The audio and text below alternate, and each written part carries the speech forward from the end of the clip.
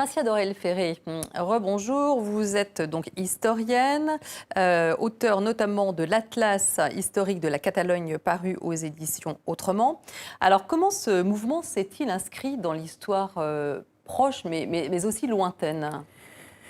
Alors, je crois que ce que l'on ignore, c'est que la Catalogne n'est pas, a eu une unité espagnole, est entrée dans l'unité espagnole d'une façon tout à fait contemporaine. Pendant très longtemps, et dès le XVIe siècle, la Catalogne appartient à un gouvernement parfaitement indépendant de la Castille. Ce sont le mariage des rois catholiques, c'est l'union de deux couronnes, mais pas le mélange de deux couronnes, c'est l'union de deux couronnes. Et cela va durer jusqu'au début du XVIIIe siècle, non sans problème, puisqu'à plusieurs reprises, la Catalogne se soulèvera contre les menées d'un gouvernement central déjà un peu envahissant, et tout cela se termine en quelque sorte avec la guerre de succession d'Espagne qui met sur le trône de l'Espagne le petit-fils de Louis XIV, lequel a bien l'intention d'instaurer en Espagne les tendances centralisatrices de la France voisine. Mais pourtant, à la fin du XIXe siècle, l'autonomie est déjà acquise. Alors, par la Catalogne. L'implantation des Bourbons d'Espagne se fait donc par des décrets de Nueva Planta, comme on dit, mais la Catalogne, c'est-à-dire de nouveaux régimes, un nouveau régime, avec de nouvelles, c'est-à-dire que les us et coutumes sont abolis et que c'est une règle plus centralisatrice qui prend le dessus. Ceci dit, la Catalogne, après un demi-siècle d'été noir, va renaître en quelque sorte de ses cendres parce que elle participe à un commerce colonial qui lui permet d'accumuler un capital important, entre autres, et une industrie. Elle se jette très vite dans l'industrialisation, comme en Europe, malgré le fait qu'elle n'ait ni source d'énergie, ni matières premières.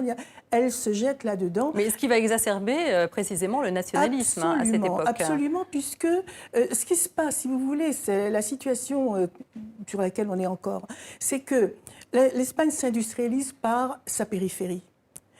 Et c'est donc la périphérie qui est accueillante. Ce n'est pas le centre. Donc ce n'est pas Madrid. Ce n'est pas le centre de l'Espagne et ce n'est pas Madrid. Contrairement à la France, ou même à l'Angleterre, où les populations vont converger vers Paris. Les capitales vont avoir un rayonnement énorme et un pouvoir d'attraction énorme vis-à-vis de tout le pays. Ici, c'est Barcelone. Barcelone, en 1900, a 1 million d'habitants, Madrid en a 800 000. Et un jeune peintre plein de talent, pour sa promotion, va venir à Barcelone avant de venir en France, c'est Picasso. Picasso, il ne passe pas par Madrid, il passe par Barcelone où il fait ses classes avant de venir en France. Alors, tout au long du XXe siècle, la Catalogne va osciller finalement entre l'autonomie et puis le fait de rester dans le giron de Madrid. Il va y avoir des phases successives, racontez-nous. L'idée de rester dans le giron de Madrid a été, je dirais, pratiquement permanente. Ce que la Catalogne a réclamé dès la fin du XIXe siècle, c'est un statut d'autonomie qu'elle a eu. Elle a eu une sorte de statut d'autonomie qu'on a appelé la Mancomunitat, qui a été aboli en 1925 par le général dictateur Primo de Rivera. Et lorsque la République est proclamée en 1931, elle récupère à nouveau un statut d'autonomie avec une bonne entente avec l'Espagne républicaine. Et puis, elle est à nouveau muselée pendant la période franquiste. Exactement. Et la manifestation visible de cette répression, c'est la langue qui est interdite et l'espagnolisation des structures, de toutes les structures, disons, administratives, quelles qu'elles soient. Alors, bon, et cela dure jusqu'en 1978. En 1978, après la mort de Franco, la Catalogne récupère un statut d'autonomie. Sauf que... C'est ce qu'on appelle le café pour tous, c'est-à-dire... Oui, c'est pas tout à fait... Oui, c'est-à-dire que pour noyer en quelque sorte cette autonomie catalane et basque, nous ne l'oublions pas, que certains Espagnols n'acceptent pas, Suárez, Premier ministre de l'époque, fait des autonomies partout, c'est ce qu'il appelle du café pour tous. Alors, depuis une dizaine d'années, il y a quand même un retour justement à une volonté, non pas d'autonomie, mais d'indépendance. Pour quelles raisons? Alors, ce qui se passe, c'est qu'en 2006, sous le gouvernement de Zapatero, on décide une nouvelle rédaction du statut, une actualisation en quelque sorte du statut. Ce statut est, après moult discussions, décidé en 2006, voté par le Parlement, signé par le roi. 4 ans plus tard, le Parti populaire arrive au gouvernement, il a la majorité, il arrive au gouvernement, je répète, avec la majorité. Il décide de remettre en cause ce statut qui a été voté et signé en 2006.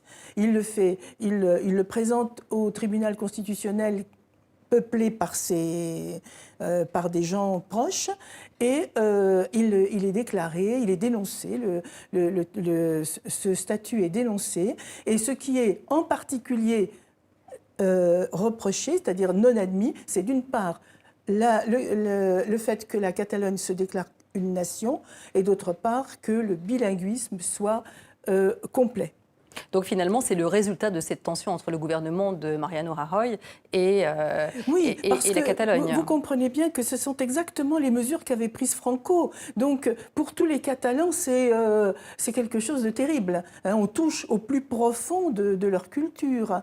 Et la réponse à cette mesure... Donc c'est ce retour à la répression, finalement. Oui, la réponse à ces mesures-là a été la première diada, celle de 2010, qui a été une diada spontanée. Donc la diada, c'est cette fête populaire du 11 septembre. C'est la fête nationale qui rappelle la chute de Barcelone devant les troupes franco-castillanes au début du XVIIIe siècle.